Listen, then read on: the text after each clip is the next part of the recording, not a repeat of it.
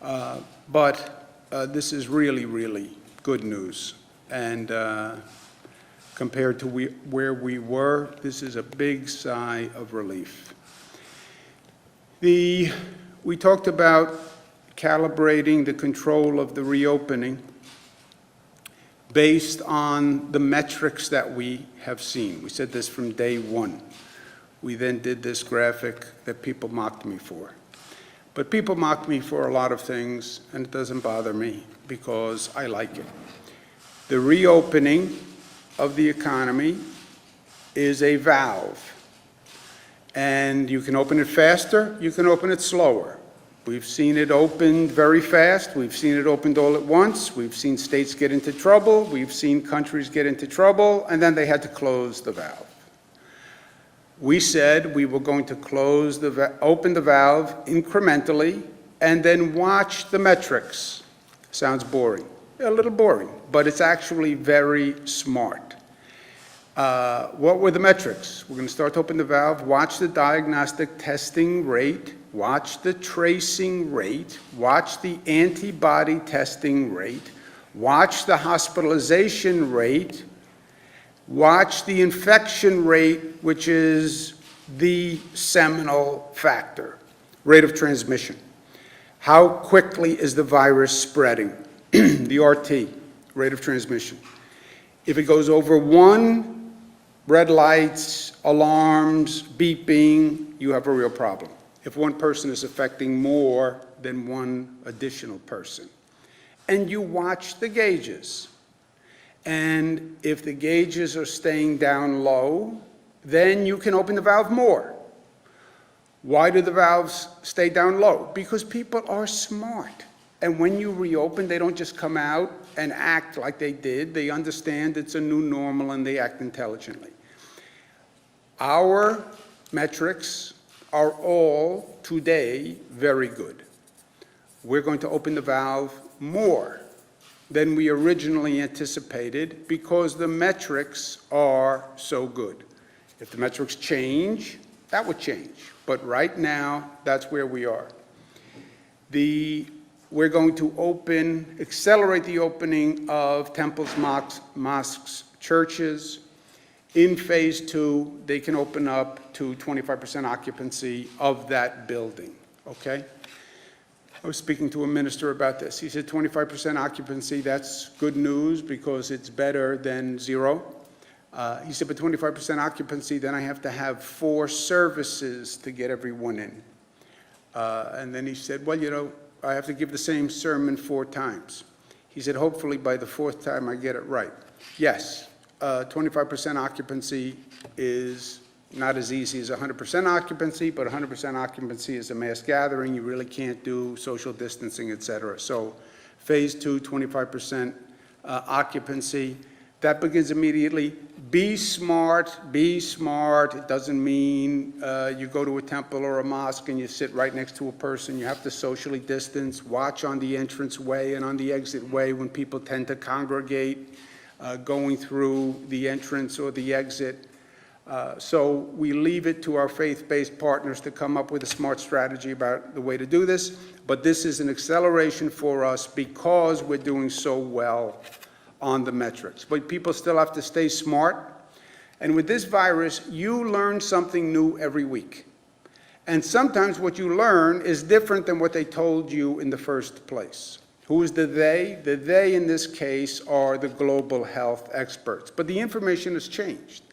And some of the information I imparted when I received it turned out that it's different. Now the state of information is the virus can live in the air for 3 hours, which is actually frightening when you think about it. It means if I'm infected and I'm speaking and we have air molecules that I am dispersing, they could linger for 3 hours. You walk in 3 hours later, you actually breathe those air molecules. So that is a frightening fact. They now say surfaces are less important. It's not that they're not important. You can still get the virus from a surface, but the virus does not live as easily or as long on surfaces as they originally thought. Originally, children were not affected. Now we're studying the inflammatory syndrome that is affecting children all across the globe. Not a significant number of children yet, but it's an area that is just being developed. They originally said if you were infected, you couldn't be reinfected. And that was theoretically a way for the workforce to go back to work. People who were infected were going to go back to work because they couldn't get reinfected. Well, that's wrong. Infected people may be able to get infected. A new piece of information that reinforces what we've been saying, the World Health Organization now says that masks are more important than they had originally recommended. They had originally recommended they were important for healthcare workers. They are now saying that they're helpful for the general population. On masks, if you remember, when masks first started, the CDC or the federal agencies were saying, yeah, they couldn't hurt, but maybe they weren't great. That's come a long way. The masks are, the more people have learned, the more important the masks are. In a way to make sure people can get masks, we're going to sign an executive order saying that we will prosecute price gouging on PPE. To give you an idea of where we were, the N95 masks, which we needed during the middle of the pandemic for the healthcare professionals. Before the pandemic, we were paying 70 cents for a mask. In the middle of the pandemic, $7 per mask for the same mask. So whatever we can do on a statewide basis is statewide price gouging. Doesn't mean China can't gouge us or another country, but we'll have price gouging in the state of New York. We had continued protests last night all across the state. The protests were mainly peaceful. I think Barbara Jordan, God rest her soul, who was a great representative in this country, said it right. What the people want is very simple. They want America as good as its promise. And that's what the protesters are saying. They're saying enough is enough. Mr. Floyd's death, Eric Garner's death, Abner Louima's death, Amadou Diallo's death, Rodney King's death. When does it end? And I think they're right. This is a national moment for change, and New York is going to lead the way on this change. We have always done it and will continue to do it. You know, when it comes to change, there's talk and there's action, right? I told you my grandfather, when a politician used to come on TV and I'd be watching the TV, any politician would come on, my grandfather would go like this. And I didn't know what that meant. He was an Italian immigrant, and he said a lot of things that I didn't really understand. And one day I said, Grandpa, what is that? He said, oh, the politicians, that's all they do is talk. That's all they do is talk. We should do this, we should do this, we should do this. Yeah, do something. What have you done? What have you actually accomplished for people besides this? New York, we're about doing. We're about action. We're about results. Seize the day. Carpe diem. We have a moment here where we can make change. It's not just about seizing a day, seizing a moment. How do you say seize the moment in Latin? Nobody knows. I took Latin, I should know. Carpe momentum is my Latin translation. I took Latin in high school. I wouldn't vouch for that, but that's the best I could do. Carpe momentum, seize the moment. And we have a moment. And New York is going to seize the moment. The legislature is going to come back next week. We have the Say Their Name agenda, transparency of prior disciplinary actions for police officers, the 50A bill. No chokeholds. No chokeholds. How many times do you have to learn the same lesson? No false race-based 9/11 reports. The Attorney General is an independent prosecutor for police murders, which I did as an executive order 5 years ago. Let's codify it. So it's not up to the next governor to decide whether or not they want to do it. It will be in the law. Pass the bills. Actually make the change. Then other states will look at New York and say, well, New York did this, why can't we do it? That's New York at its best. That's the history of New York, right? That's Stonewall, that's Triangle Shirtwaist Factory Fire. That's New York at its best, leading the way. That's what we did when we passed marriage equality, and the rest of the country said, oh, let's look at that. And we passed the bill and went right across the nation.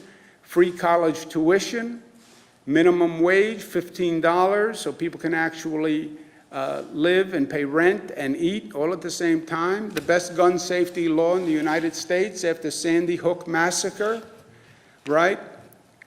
Carpe momentum, the most aggressive renewable energy program, and will be the first with the best criminal justice reform. That's the plan for next week. Next week on Monday, New York City opens, starts phase 1. That's great news.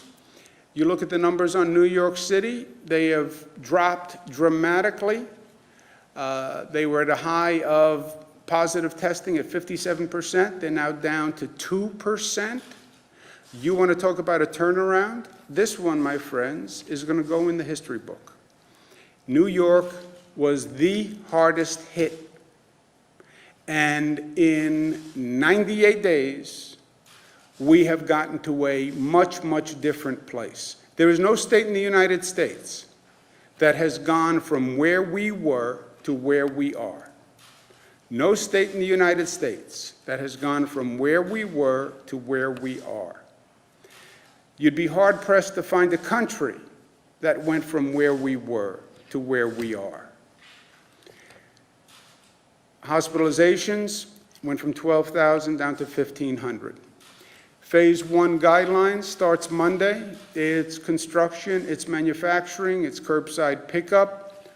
Pursuant to these rules, curbside pickup, in-store pickup where curbside is not practical. They're prearranged, you're not there to browse and shop, social distancing.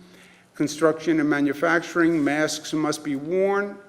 And again, WHO just pointed out how important they are. Employer must provide masks, no congregate settings.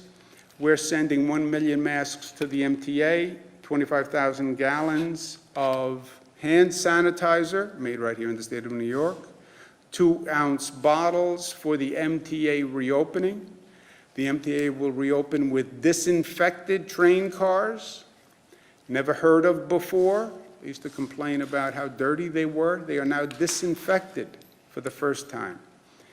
My house doesn't have disinfected bathrooms, but the subway cars are disinfected, the Long Island Railroad is disinfected, buses, etc.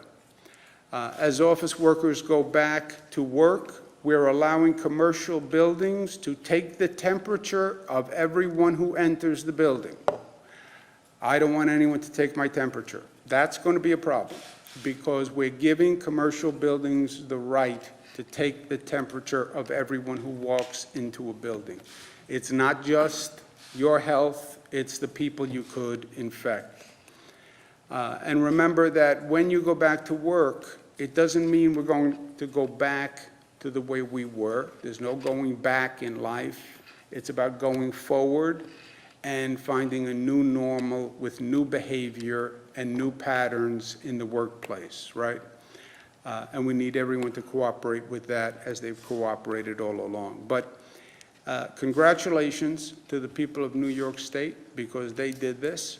People of New York City did this. People of Albany did this. They heard the information. They reacted. They responded. And they were so smart in what they did and so disciplined, and they went through hell, but they rose to the occasion. We used to talk about flattening the curve. These signs that the state put up, do your part, flatten the curve. That's where we started. We didn't just flatten the curve, we bent the curve, right? Flatten the curve was stop the increase and get to a plateau. That's the flat of the curve, get to a plateau. We went beyond that in New York. We didn't flatten the curve, we bent the curve. And we went from the worst to one of the best in a very short period of time. This is the New York curve, this is the rest of the nation. And they did not have the problem that we had. New Yorkers did it. Don't get cocky, don't get arrogant. They say New Yorkers are arrogant. I think they're talking about some of the people in this room. New Yorkers are arrogant. Don't get cocky, don't get arrogant, but all the arrows are pointed in the right direction. And we're going to stay New York tough, smart, united, disciplined, loving. Questions?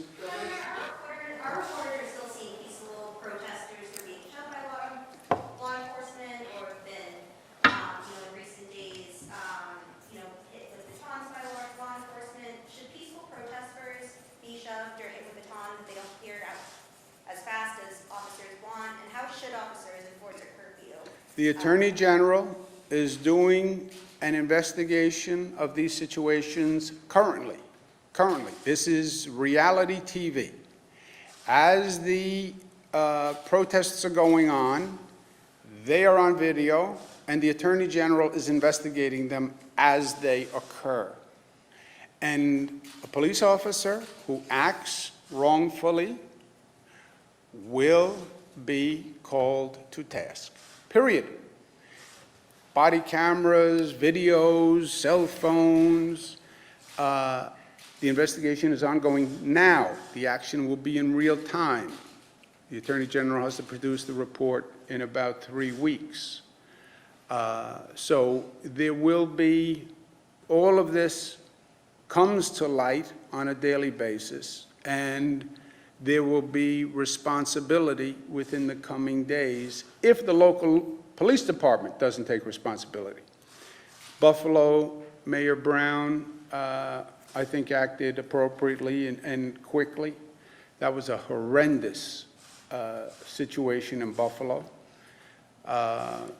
And we saw pictures of that. Other police departments are suspending police.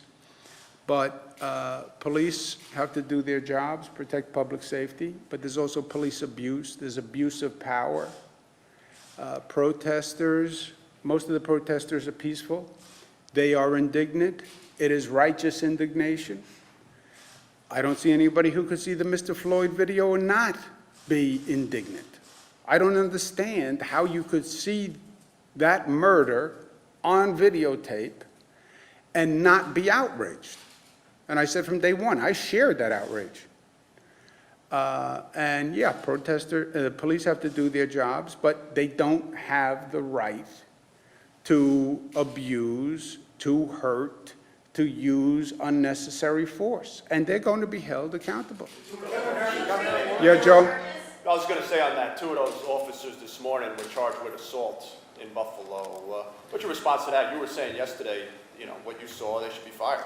Yeah, I said I'm a former prosecutor, attorney general, assistant district attorney. I don't like to get ahead of the local prosecutors because very often a prosecutor knows something that you don't. I think if they know something that you don't, they should tell you because it's a big public confidence factor. But I said right away after Buffalo, I think the DA should look at it. I think there was criminal liability from what I saw on the video. And I think what the mayor did and what the district attorney did was right, and I applaud them for acting as quickly as they did. There's no tolerance for delay in justice in society anymore, right? Justice delayed is justice denied. I think in Minnesota, they got into trouble when the district attorney came out and said, well, I'm looking, I'm thinking, I know things that you don't know. People won't hear that anymore. You know things that I don't know. Tell me what you know. Tell me what you know that is different than what I saw on the video, right? I saw the video. I saw what happened. Well, I know something else. Tell me what you know that is better than what I saw, right? That's what they were saying in Minneapolis. So, Buffalo video, we saw the video. What we saw was horrendous and disgusting, I believe illegal. So if there's something else that I didn't see, or if what I saw was not correct, then tell me. Otherwise, do justice. And that's what the mayor did, and that's what the DA did. And good for them, good for them. And look, all of these are difficult situations, right? And I understand that this situation is superheated, it is controversial, people are frightened, people are polarized. There is no path that is going to make everybody happy. There's no path that is going to make everybody happy. There is no path. There is a path to do the right thing and to do the just thing. But there is no path to make everybody happy. And I think what the mayor did and the district attorney did was the right thing, right? I tell my people inside when they want to go through a whole protracted policy debate, I said, tell me, what is the right thing? I said, what is the right thing? All right, what does your gut say is the right thing? Forget trying to make people happy. Never works. Never works in life. Doesn't work in personal relationships, doesn't work in government. Just do the right thing. Yes? I have a question. Are you concerned that people are going to be walking away from their law enforcement careers, just with the resignations that we saw for 57 in support of their fellow officers in Buffalo? And not having a law enforcement background, I'm hearing criticism from those in the law enforcement communities that we don't know the full story because we didn't see what was going on beforehand. And when you're assigned to a unit like that, you have to keep going. And that's why there are EMTs there. And you know, you can't bend over in the gear that you're wearing. You don't have the proper PPE to bend down and help somebody, and that's why there are EMTs on the scene. Not my words, what's being said. Yeah, no, to I us. understand. I understand the argument that the police are trained to continue to move forward. I understand that argument. I don't know how that addresses the violence initially that knocks the man to the floor, right? Doesn't excuse that. And again, on these theories of you don't have the whole story. Well, then show me the whole story. If you have something different than what I saw, then tell me, because I know what I saw, and what I saw was terrible. So if you want to tell me you have something else, then tell me about something else. And look, a bad police officer is the enemy of every good police officer. No good, you know, from a police officer's point of view, they get tarnished by the bad act. And the police force loses respect and trust with the community by the bad act. And that's why the police are in such a difficult position also. No good police officer is going to defend this behavior. And I don't think they should. And if a police officer is saying, well, look, unless I get to knock people to the ground and hit them with a baton for no reason, I don't want to be a police officer, then don't be a police officer. Did you have a point? No, I just wanted to also correct that those 57 officers didn't actually resign. They resigned the unit. But it had been misreported initially, I think misinterpreted, so I just wanted to make sure that was clear. They resigned, as I understand, from serving on this emergency task force, but they kept their job. They're still getting a check. Outside of these protests and outside of the Buffalo situation, you've called for local prosecutors to not investigate or to have an independent investigation of police abuse. Can you kind of describe what your office or what your administration is doing to make that a reality on the ground? Have you spoken with local DAs to persuade them? Are you drafting up any legislation to make that a reality or any executive order? It's the executive order that I did on the Attorney General and that we're codifying in law. Or any further police abuse, you know, such as, you know, a rough arrest, not something that's directly related No, I said to the our district attorneys, the only thing I said to the district attorneys was they should prosecute the looters. They should prosecute the looters, and they should prosecute people who committed criminal acts. They should prosecute them. You know, district attorneys don't have the right to gauge political wins and do what is politic. They have to do what is legal. And the looting that happened in New York City was reprehensible and frightening. And the last thing we need in New York City now is another frightening circumstance, right? We had COVID, we went through that, people were petrified. On top of that, now they have to worry about rampant looting, out of control, and a police force that isn't managed properly and didn't have the resources to stop the looting? No. Let's take one more. Jesse? Governor, along those lines, have you had any indication that the curfew could be extended beyond this weekend in New York City? I've not had any conversations about it. And would you support such a thing? I don't know what it is. You'd have to see what the proposal is. It's a beautiful Saturday. It's a beautiful Saturday. We had a great conversation. Enjoy the sun. I will see you